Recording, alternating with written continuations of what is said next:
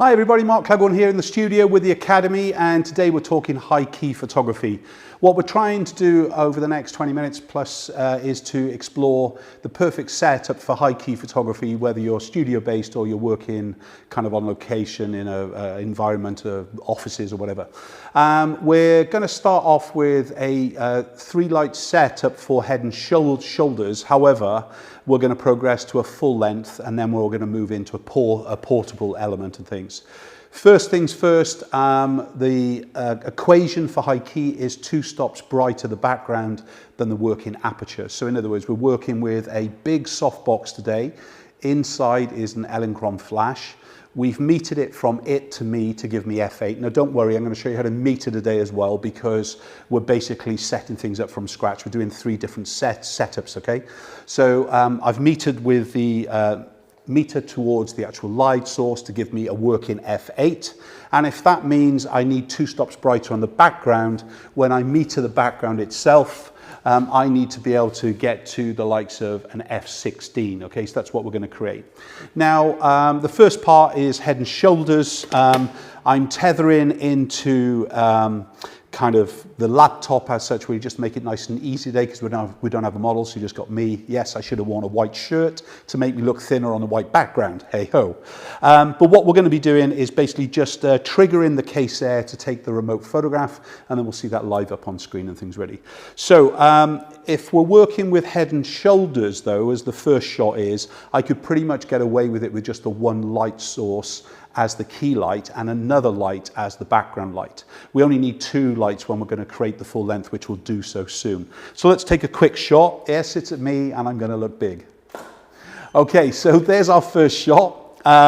Comes straight up on screen, and if I focus it, it would really help. Of course, jump on that for me a minute. Brand, we had a bit of a technical issue before we went live, so just focus that for me. Is it sharp? Well, I could have done that myself. He just took a photograph, a donut, but it is sharp. Okay, so I take it back, Brandon. Let's do it again. Happier. Take the picture. It's not taking the picture. Ah, dear. We're having technical issues again. Let me just, okay. You're going to have to stand by there for me. Okay. Let's just do a try it first. Hang on a second. I can do that. Stop a minute. Okay, it was me then. Okay, let's do it. And again, and we'll do it. So the high key, we're trying to fire all the lights. He says, trying to press it, and every time I look down, it takes the photograph. It's comedy moment. What are you doing? What's going on? Anyway, what we're trying to explain is that it's high key photography and the background is white, okay? So that's the main thing. I think that's going to be a blooper reel for a long time to come. We've basically got 2 lights though, and the first negative is that they're being softened and controlled with the likes of strip boxes. What's the worst thing for us is the 2 strip boxes are different. So if you're expecting to get consistency, but you are using mismatched kit, it's never going to help us and things really, but we can basically get away with it. If I'm just going to photograph the head and shoulders image as such, then as I said, we only really need the 1 light as the main light and then the other light to light the background. So let's switch this one off first, okay? And just put it out of the shot so you know it's not going to fire.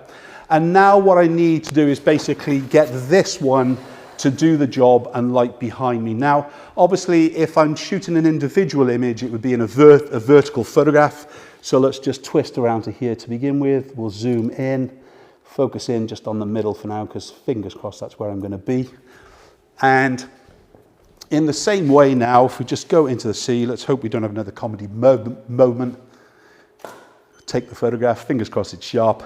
And basically, there we go. We got an image which is unsharp again. Please just go and look through the lens, or I'll take it again. I thought I focused on my body. My body's big enough. Let's have a little look. What we're trying to see now, let's not do it. Let's do it again. Here you go. Do it. Take the photograph. You're there.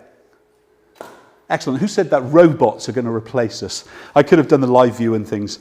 Anyway, come on, show me on screen. Brilliant. All right, there we can see the issue. we've got the dark zone, so it's actually basically on the kind of the light side. Yeah, can you see it here? It's light in the wall. It's not light in the wall, I should say. Okay, here it is, and we've got the lovely high key light. It's doing its job. Let's help it straight away. Let's just take the softbox off. All right. Let's add a reflector dish on. That's going to control the spill. And then we'll just help it just a little bit, and we'll just flag it off. Now, these are just kind of clip-on barn doors. Pretty much you can buy it from all your kind of photographic suppliers. And really what we're trying to do is make sure it kind of illuminates across. When you're changing anything, any kind of reflector dish or softbox, whatever it is, you've got to remeter the light, otherwise it's going to blast out. So in here we want that's F22 now, of course. Let's go down a stop and 2/10. So we're using the Elinchrom ELCs.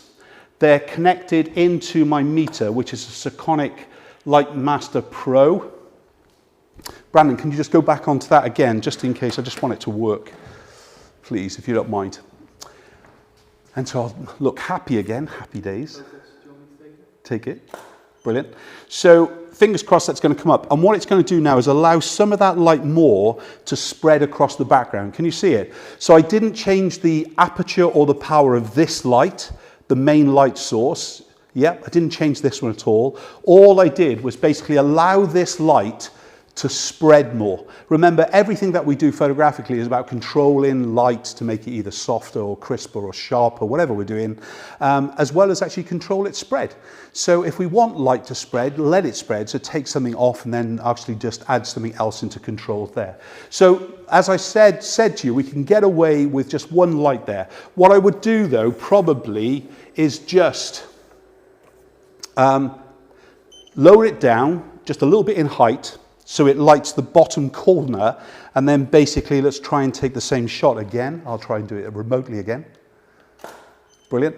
And what it's doing now, as I said, it's just beginning to illuminate the dark side just that little bit more as far as the background is concerned. So that's great, but when we want to do a full length image, we've got to completely change the whole set, yeah? So let's set up. I'm just going to start to move some kit out of the way. I love it when it's live, as well as the blooper moments. That is great. If you're working in a big studio space and you want to have a very, very big white floor, then instead of trying to use white paper all the time, think about investing into white vinyl and allowing it to kind of go up the wall itself, all right? I'm just going to kind of allow it to flap up. Just up the wall itself. Brandon, can you just pull that end of the vinyl, please? It's the wrong way around. Just pull that end up for me. Up that end, please. Just want it to go up the wall. We've got the scaffolding pole sticking out the wrong way here. Let's just put it right up the wall. Go, go, go. There you go. Just let it flap up. Brilliant. And just pull that corner, your end, just down to you a touch. There we go. Well, that'll do for now anyway. It's only a quickie. So let's move our position back in. And let's pull our lights in, yeah? So at this stage, we're definitely going to go for more of a full-length image.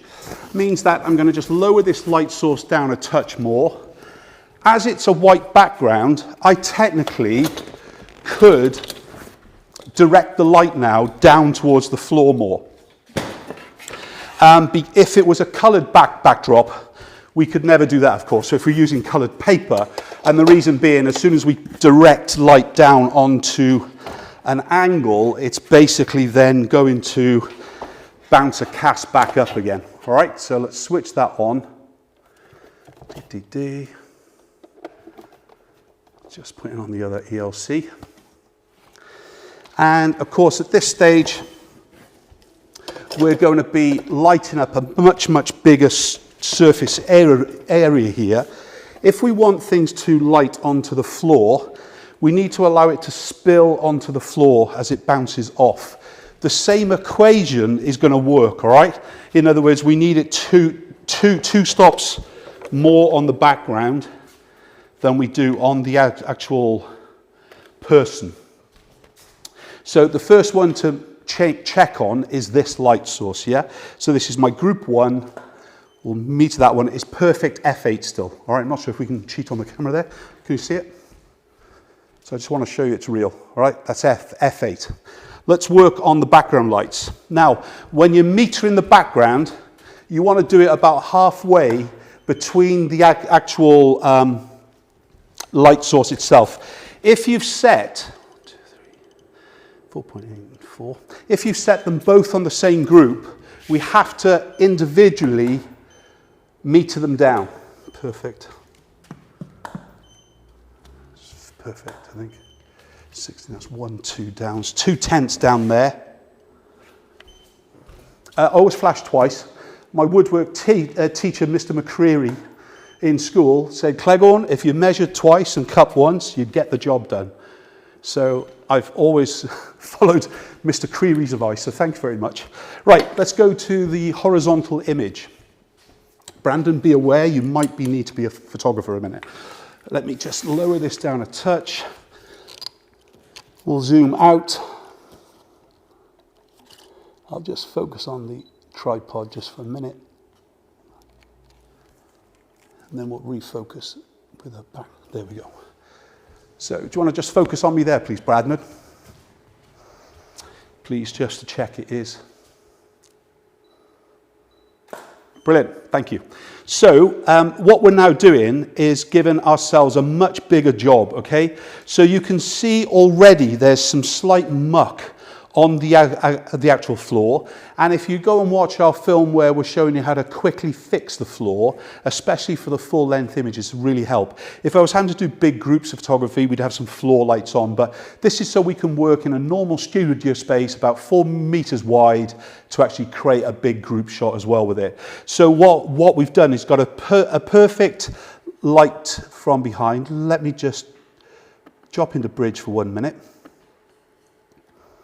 And we go full screen. So we can see what is being lit. The only problems we've got is that top left corner, the top right corner. That's it, because the light isn't being allowed to spread as much. That's all it is. So we need it to allow it to get bigger and so on. In a commercial studio, you'll basically see how they kind of bounce it into a triangle flat. And then basically they're almost pointing it in the opposite direction. It bounces off the V-flats and comes back onto the wall to spread the light out more. But that is how we can get a simple image straight away. And then as far as the 3/4 length and the full length and everything else is concerned, they're pretty much all the same lighting setup no matter what.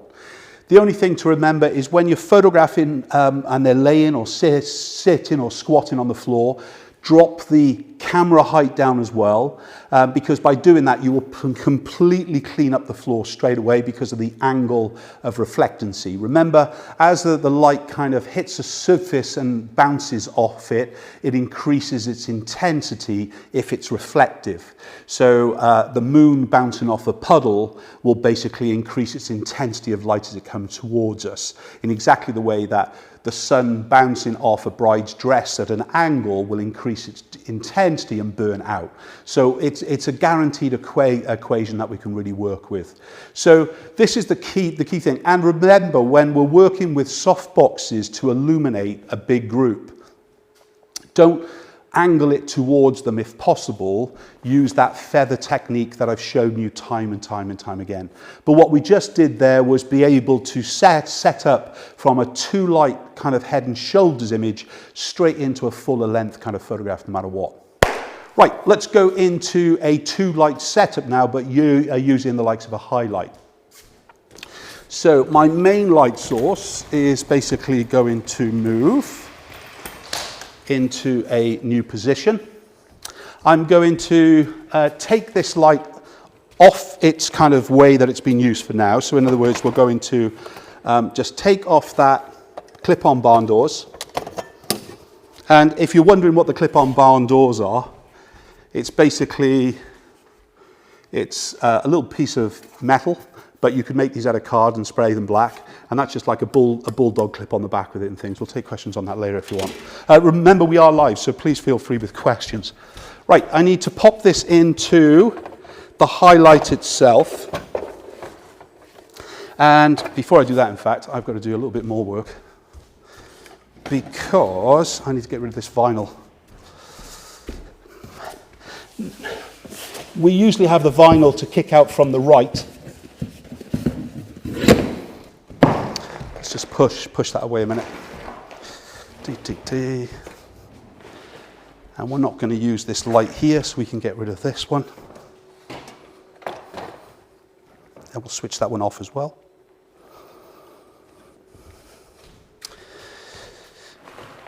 There we go. I may as well bring my studio stand in ready to take the photograph for us, of course.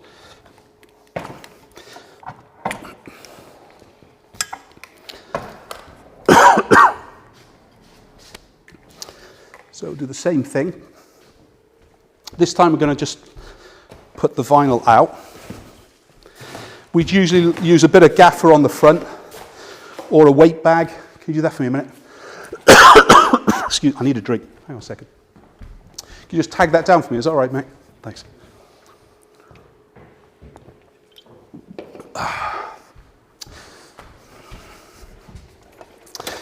Okay, so just pop in the light into the highlight itself. I try and use a slightly different reflector dish, which has a little bit more of an angle to it, okay? I've got to meter both lights now, so let me just, just love it when a plan comes together.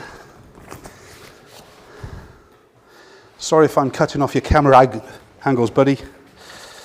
I do apologise. Try not to lose his HDMI connection. So, let's just look where we're going to. I'll shoot the whole thing first, yeah? So you can see all the lights. But we need to meter up first, yeah? So that is going to be what? The first things first is my key light. Let's completely change now. And let's say we want to work on F4 as our working light, all right? So metering towards the light. This is giving me F8.03. So I need to lose 2.3's worth of light. So minus 2, 3. Okay, that'll reduce its power down. Meter twice. There we go. F4.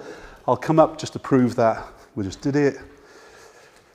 There's our F4. Okie doke. And let's meter our background light now. So this, we want it in the middle, and we want to actually kind of just position it in the middle, and this needs to come down in part. This is showing 11.3, so I need to do 1.3 less.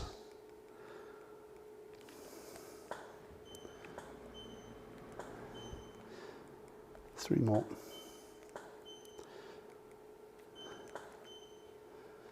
There we go.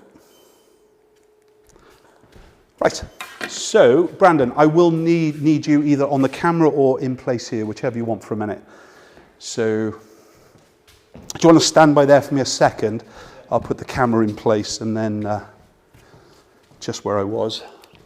Looking happier today, Brand. He's had a busy boy day today. Here we go, hang on a second. Just a quick test, thanks Brandon, you can step off stage.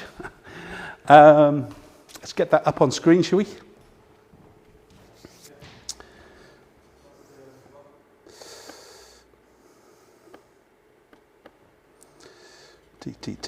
You'll definitely come up there. Okay, so let's do it again. Okay, so I didn't want to open that up. What's the difference, yeah? Is that we basically correctly set everything up, of course, but what we haven't done is change the camera, okay? So we went from F8 to F4. I wanted to show Brandon, give me a break. Okay, you can see it's perfectly white, but it's dark. And it's only because the aperture hasn't been changed. We actively chose to move to F4 to have a new depth of field. Let's, Brandon, do you want to come and just do a shot for me? Is that okay? It's quicker. So this should now give us a perfect image. Brilliant. And we're going to do a close-up one as well, can we? Can we just zoom in there? Yeah. You've got to remind you that Brandon is a videographer, not a photographer, but he takes a good photograph as well. I talk then, thank you very much. Okay, so let's see the image coming through. So we can see already we've got it. It's a great image. Do you want to just pull that up? So this is the image of Brandon that was dark. That was when it was set f8. And this is our f4. So this is correctly set up. Once more, thank you, Brandon. I want to tell you a story. But again, what we've got is this lovely, perfect high key image and things ready. So you can see, if I just turn that to the vertical. Brandon, do you want to go on set for a minute? Please. So I'm just going to turn the camera to a kind of a vertical position. You're tall, you know. Why don't I? No, you. I'll have to take it off tripod though for a minute because you're that tall. Who booked you? Okay, that's good. Saves buying a tripod anyway. Okay, that's cool. It's there. And again, let's go back. So here you can see we've got our lovely high key image. Do you want to show it? Of Brandon. There, we just escaped there a minute. It's coming through. There we go. So we've got our shot. So that's the kind of the proof in the pudding of how we can kind of create this fantastic high key look and feel with either 2 lights or three lights with it. So thanks for joining me live. I hope you've kind of enjoyed it and kind of enjoyed the kind of the comedy moment at the beginning as well. Any questions, Brandon, there at all? Yeah, a couple. I'll just, while you're going to read them out, equipment today was Elinchrom ELCs. We've got 2 500s as the background lights. We're running 1,000 in the light mode, the light motive, that's that. We were using the clip-on barn doors, which you can basically a third-party barn door you can buy anywhere. We changed from the likes of the strip boxes, and we were either using the Elinchrom Rotolux strip or the Photics, yeah, when we first began off today, if you're joining us late. As far as camera's concerned, Canon and a 24-105 lens. Right, questions from you? Tether tools we haven't used today, but it is a Tether tools product, which is the Case Air. In fact, there is a more modern version, which we're just waiting on now. First question then is, what kit is best for the high key setting? So obviously kind of... We just did it, yeah. So I would suggest to you, so I'm just going to brought to you today by Pepsi. It makes a change. Anyway, 2 lights minimum, 3 lights if possible. If you're working in a portable scenario, use the likes of the Manfrotto highlight because that allows you to soften and control a big light source. We haven't used the biggest of them today, in fact. There is a bigger version that we have here than that up in there. The vinyl train will always look dark unless you're photographing down towards the floor. If we just go back to this full-length image. Can you see here on the floor, yeah? Just down in that bottom, you'll see that it looks a little bit dark, but we have a quick fix for that no matter what. And the reason that is dark, of course, because it's waiting for reflected light. The reason that we didn't see it as dark on the floor when we were in the vinyl flooring was because the light from behind is bouncing and coming back towards us and increasing its specularity. That's why it looked brighter. So I would use the likes of 500 kind of power heads in flash. I wouldn't even try it with LED, to be fair, but even though you could do it. Speed light will do with it, but try and make sure you're not killing your flash units because you're struggling for power and kind of recycle time and so on. I would use a big softbox to allow the light to wrap and kind of really show off. However, if I want a white background and I just want a spot of light on a girl's face or whatever, then of course we're using a very, very small light source onto them. But as far as everything else is concerned, really it's about multiple lights rather than trying to do it with one. Yep. Following from that, how would you fix the floor, assuming you want it to be pure white? Yeah, go and watch the Academy, honest to God. Extra lights is the easiest thing. So if I was an events photographer, I'd probably have 2 small lights on shoot-through umbrellas coming back towards, but on the floor themselves, and basically powered at the same now as the key light itself, or in fact you could get away with one stop less. So if I was shooting at f8 aperture, I could get the shoot towards me at around about 5-6 to actually avoid any bleaching out, and that will actually light the floor without any trouble. Usually floor is mucky because of the angle that you're photographing towards, whereas the light is not bouncing at the equal angle. Once you start to lower yourself down to the ground, as you lower your clients down to the ground, let's say, you're shooting in a horizontal. So basically, it's a bit like when we're looking out to sea and you see the water looks white. Yes, it's kind of having that reflectancy, and that's the same effect you'll get on a white background. It will increase its reflectancy. I think that explains it. Pretty good, yeah. How do you meet a flash without using a light meter? How do I meet a flash without using a light meter?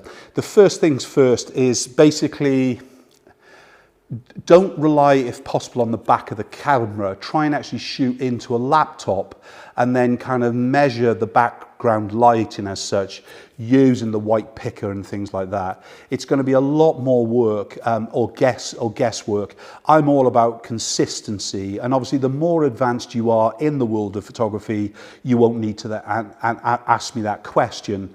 But when you're getting going, the investment into a £100 Sekonic light meter is probably one of the biggest investments you're going to make, especially if you're going to be using a lot of flash in your career. One more.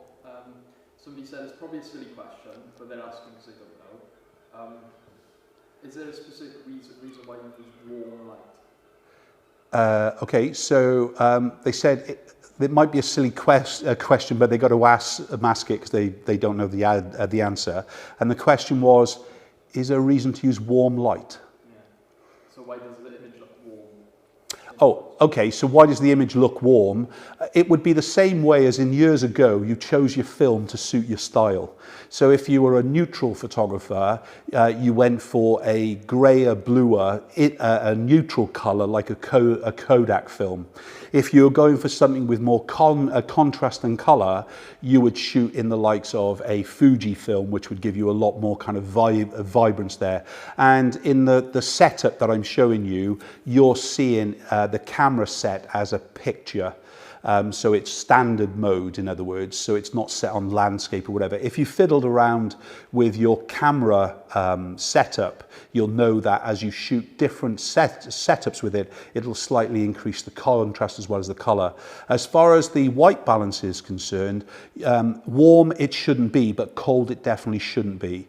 In other words, I'm shooting at 5600, which is flash mode, yes, and that's what you're seeing on screen. So if you're looking on a monitor and that monitor is not calibrated, obviously you'll be seeing a slightly different color to us, but otherwise I'm shooting a neutral image. Great. Yeah, that's everything. That's all the questions. Thanks for joining me live. Sorry about the comedy moment at the beginning. It's fun and it was live. See you next time. Bye-bye.